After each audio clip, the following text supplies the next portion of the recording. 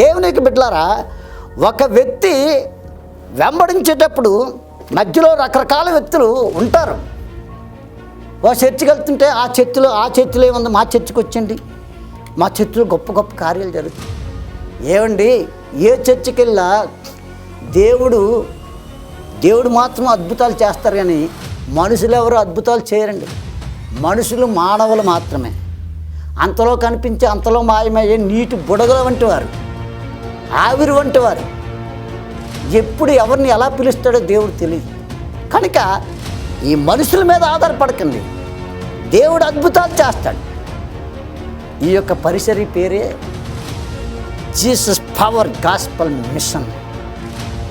దేవుని శక్తి, యేసు శక్తి గొప్ప శక్తి. ఆయన వెంబడించిన వరకు ఆ శక్తి, ఆ యొక్క మహిమని, ఆ యొక్క శక్తిని అనుభవిస్తాను. అలాగే నీవు జీవం గల దేవుని సంఘంలోకి వెళ్తూ దేవుని ఆశీర్వాదాలు పొందుతుండగా నిన్ను రకరకాలుగా డిస్టర్బ్ చేస్తాను. అవేమీ పట్టించుకోండి. వెళ్తున్న సంఘాలకు వెళ్ళండి, కానీ దేవుని శక్తిని ఆవరించేటట్టు, దేవుని యొక్క పట్టి పీడిస్తున్న సాతాను కబద్ధకాలను విముక్తి పొందాలంటే దేవుని శక్తిని పొందాలి.